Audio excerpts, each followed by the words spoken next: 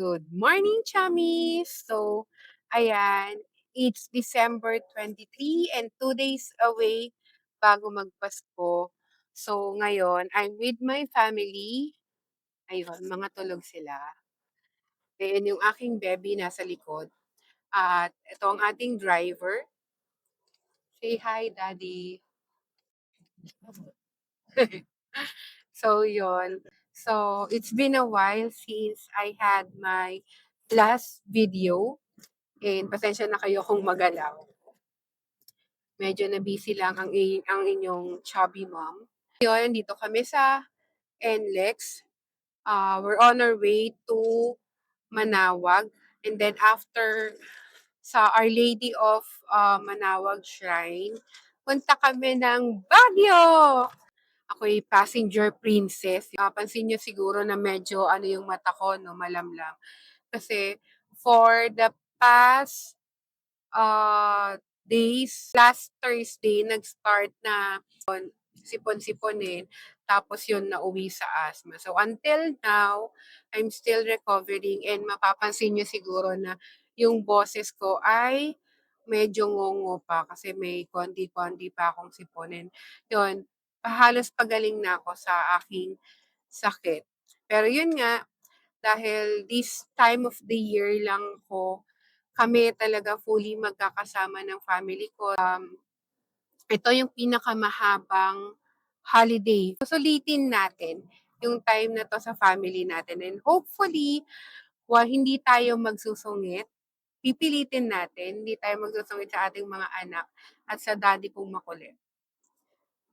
Ayan, di ba? Nagda-drive siya. So, sana hindi siya magpapalit.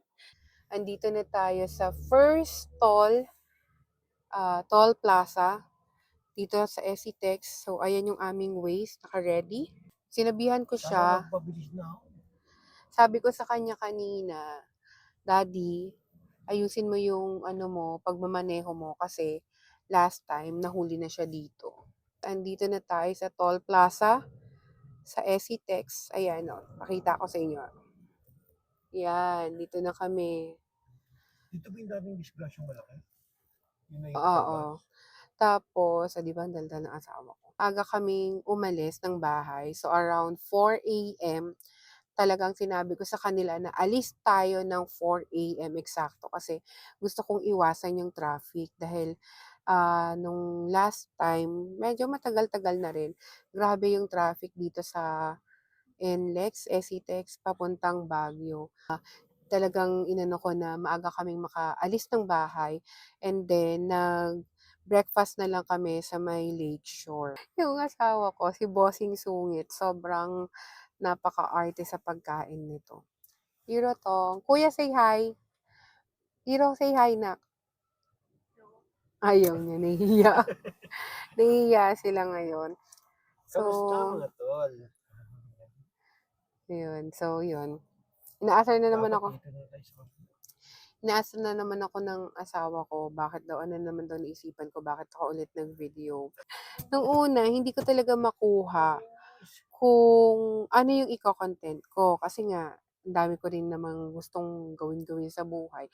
Na-inspired ako ulit na mag-vlog. Una akong nag-binge watching sa Bex Battalion. Sumunod kay Divine Tetay. And then, last si Yobab. Yun. Yung sa Bex Battalion, kaya ako sila nagustuhan is kasi gusto ko yung content nila about their friendship. So actually hindi na siya friendship eh.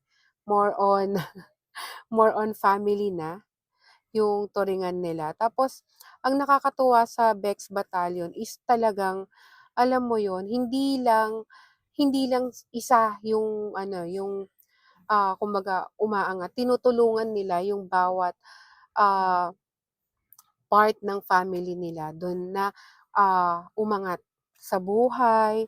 Tapos yon, ang pinakaano doon si MC Moa. Natutuwa ako sa kanya kasi alam mo yung dating niya is ating-ate siya na siya yung strictang ate. Tapos yung dalawa si Chad yung kumbaga nasa gitna. Tapos si Lassie yung sobrang kuwela. nagugustuhan ko yung mga ano nila, yung mga vlog nila. Kaya sabi ko nakaka-inspire. And then, next kong nagustuhan is si Divine Tetay. Kasi gusto ko naman yung vlog niya dahil mahilig siyang magluto sa kumain, which is somehow part of my personality. Tama ba personality? Hindi. Oo, kasi mahilig din akong kumain and mahilig din ako magluto. Yun nga lang, lately, ilan na ba? Lately, medyo tamad-tamad na tayo. So, depende na lang pag sinipag ako magluto, yun, magluluto ako. Tapos, yung pinaka-last, si Yobab, si Miss Yulene Castro, nagugustuhan ko din yung content niya kasi mahilig siyang kumain. Tapos, ah, alam mo yon kasi parehas kaming cancer na minsan yun nga, matabil yung dila, matabil yung bibig niya na hindi naman niya minimin or hindi niya intention na maka-offend. Pero, somehow, dahil sa siguro choices of words, tinatanong na ako ng asawa ko kung saan daw kami, diretso lang. Di ba may ways na nga, may ways na nga, Hindi ako tapos sa akin. ayun, itatapat ko sa kanya, di ba? Yan. So, yun. Saan na nga ba ako? So, yun nga.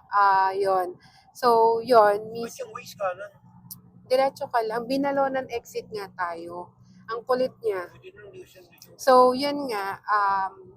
Ang ano ko lang, ang nagustuhan ko kay Miss Yulene Castro, siguro nagkakaparehas din kami ng ugali dahil parehas kaming cancer. So, July baby ako. And yung baka meron pa din dito, bala ka. Ayun, sorry. Yung nagustuhan ko sa kanya, kulit kasi ng asawa ko, ayun, yung nagustuhan ko kasi sa kanya is, ano, yun nga, hindi niya minimin, hindi niya maka-offend ng tao or makasakit ng tao.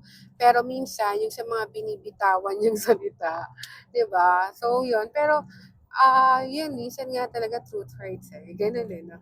Pero, yun lang, nagustuhan ko siya. Tapos, natutuwa ako kasi ang cool ng ano nila, ng content nila. Yung parang wala silang ibang ginawa kundi magpatawa. Tapos, somehow, yan, si Kevin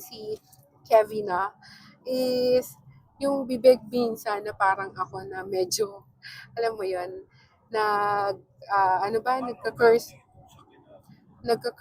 siya. Pero, alam mo, expression lang naman niya. Eh ako, ganun talaga ako minsan. Minsan lang ba? Anyways, so yon, wala lang akong magawa ngayon. Pero yon, heading kami sa next Toll Plaza, T-Plex.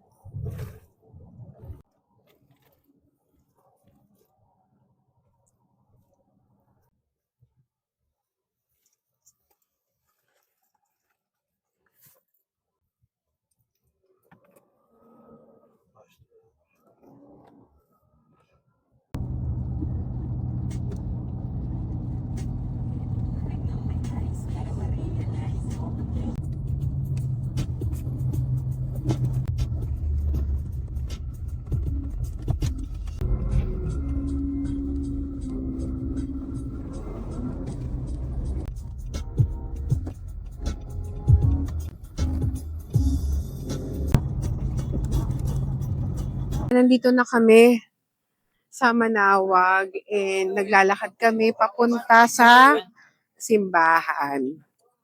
So, ayan.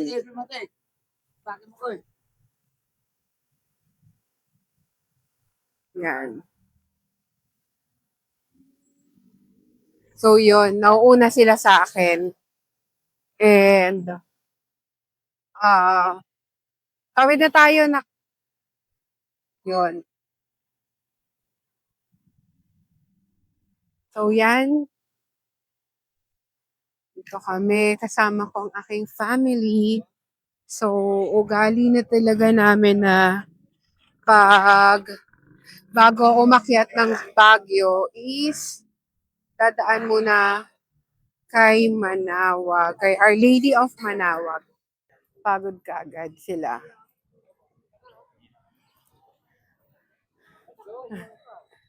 Ibo boy, ka na. Say hi, Daddy. That's our baby, Mati. Say hi, baby. Baby. Mati. Lapit na tayo. Say, aking baby. Yun na, oh. Fish. Baby, love. Baby. Ayaw mo. Ayaw mamansin. So, yan. Fish sa... Mamaya muna. Yan po yung mga babies.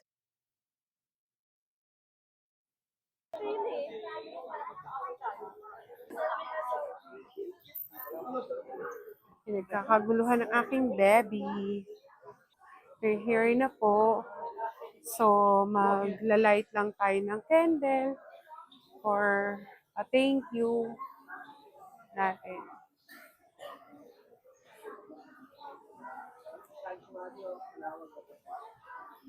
Mati! Na berong baby. Baby here. Bili muna tayong kandila dito.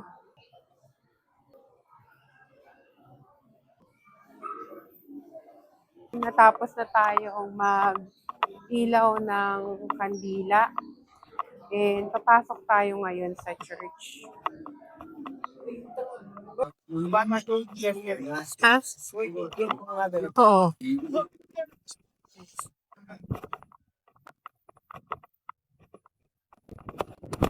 Natapos na kami sa church. And ang next stop namin is sa Lion's Head. Pero since ang exit namin is yung dulo na nitong T-Plex, Magba-Marcos Highway kami, then Lion's Head kami.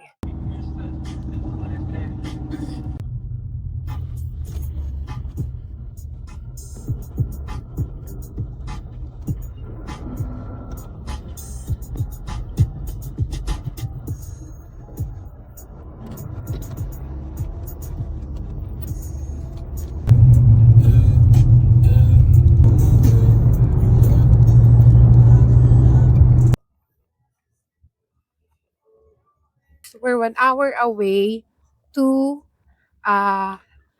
Baguio's Lion's Head. So, 'di ba, kapag ka isa sa palatandaan na galing ka talaga ng Baguio is kapag meron kang proof na meron kang picture sa Lion's Head. So, doon tayo unang pupunta bago mag-lunch. So, ang dating natin doon approximately 11:33 ng umaga. And then, after natin mag-picture-picture doon, diretso naman tayo sa SM City Baguio, kung saan doon tayo kakain ng ating lunch.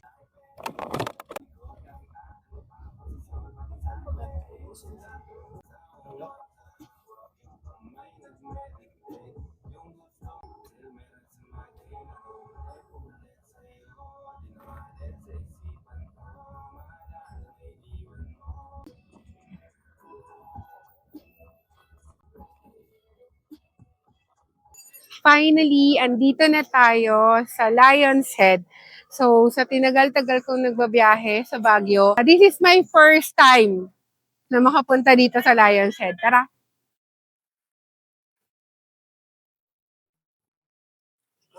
So, yan, chummies. Mag-photoshoot at video shoot muna tayo, syempre, di ba? Nangungulit yung aking baby. Yan. So, mag-video muna tayo and picture together with our family. Na picture, love. Bilang ka, Maria. Nandito na kami sa Baguio after ilang hours. So, dito kami sa SM Baguio.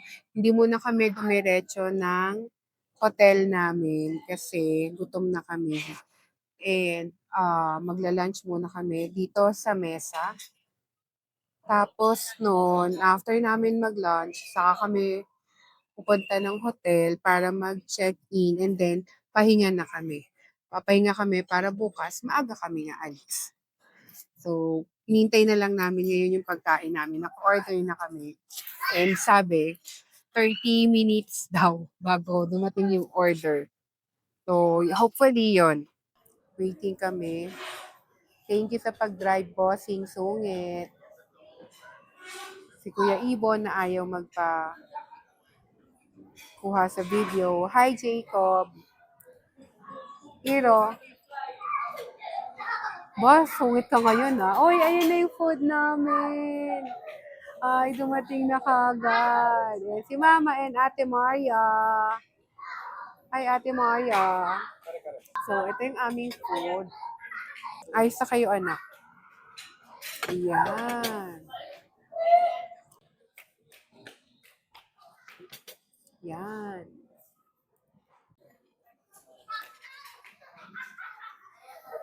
Yan, chummies. Dumating na yung ating food. Tapos tingnan niyo yung yung baso ko. Ang cute. Akala mo, tabingi. Pero hindi siya tabingi. Yun, ang Hindi cute. ka pa sa akin. So, tinapat ko lang sa akin yung video kasi mahiyain yung aking anak. Pero hindi ko rin alam kay Hiro bakit bigla siya naging mahiyain. Gusto mo nang lain? So, yun. Ulam ko is kare-kare. Man natin yung kanilang kare-kare. Diba? Sama ng pakiramdam. Pero okay lang para sa family. Ano yung nga naman, bowl natin, tsaka bowl natin, tsaka Sarap pa. pagong ulit. Pagong. Tapos yung rice namin, Para may pagong kayo. kasi, tinry ko yung tinapa rice. Ang sarap. Pero siyempre yung kare-kare, mas masarap sa pag plain rice lang. Sarap. Yan. Mas pinaparais. Sarap. Ayun na. Ito nga gusto nyo. Pagdating namin ng hotel, pahinga na lang talaga. Kasi sobrang aga namin umalis. Sarap nung kare-kare nila. Kasi,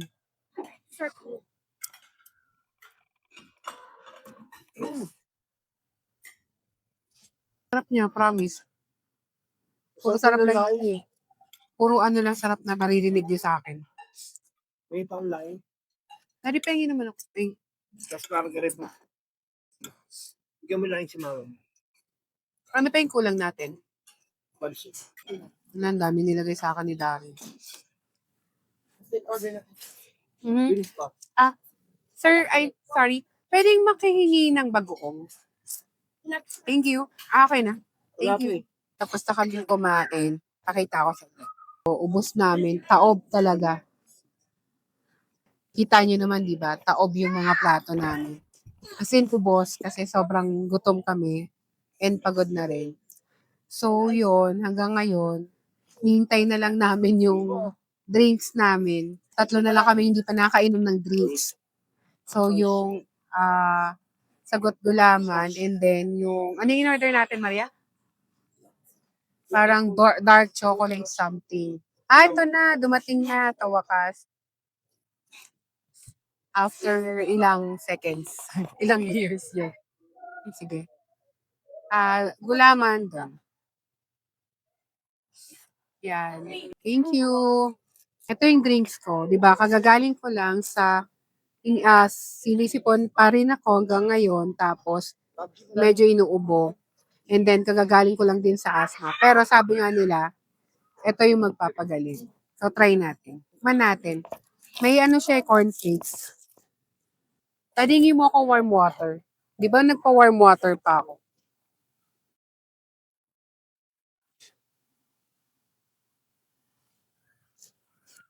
Anong chocolate to?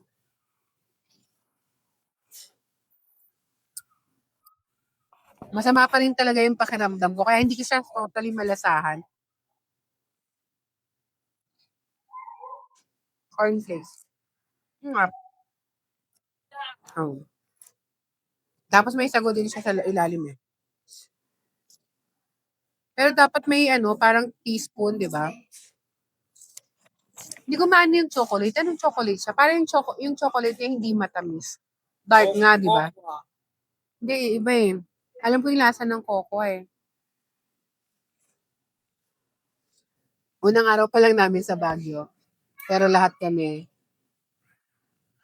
yun, sinisipon na din.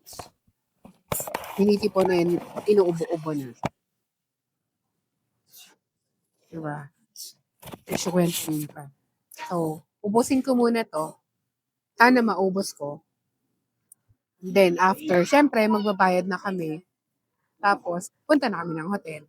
Shami, so nakarating na tayo dito sa Grand Sierra Pines. And, tara, check natin yung room.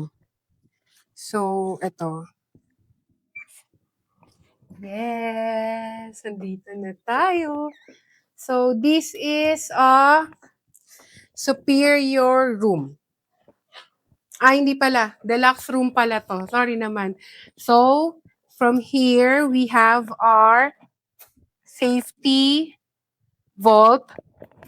And then, merong dalawang hanger. So, ito yung wardrobe, closet. And of course, hindi mawawala ang laundry bag and then slippers. O, diba? And I like the mirror. Kaso, haggard over so sa ang iyong chummy. And then, may bathrobe. O, diba? How I wish solo namin yung room. Kaso hindi. So, ito naman ang kanilang CR. So, complete with amenities.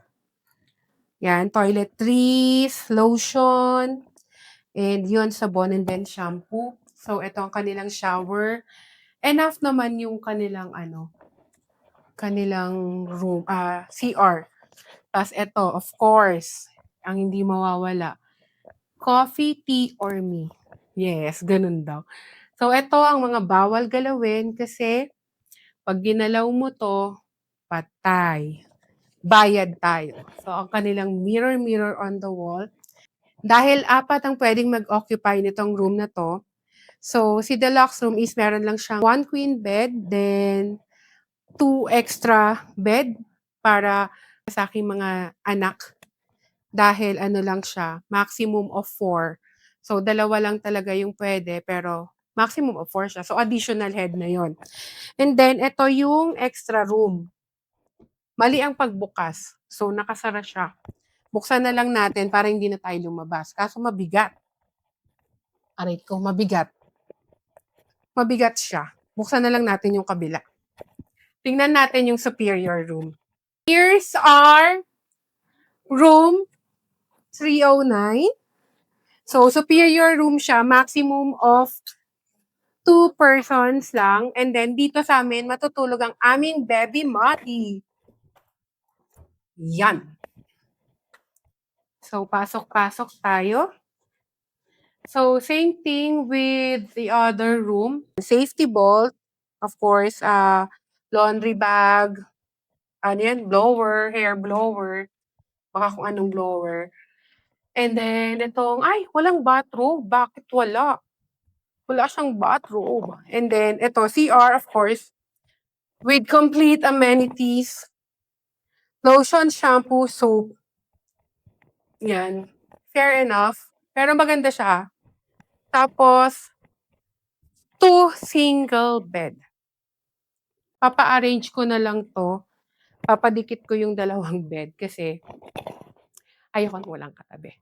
So, yun lang muna, chummies. Magpapahinga muna kami.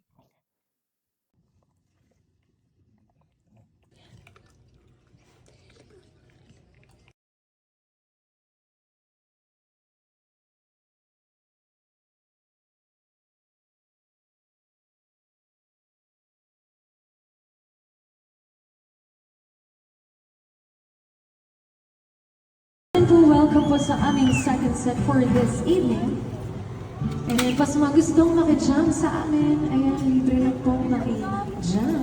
Lapit lang po dito. Matino yan. Wait,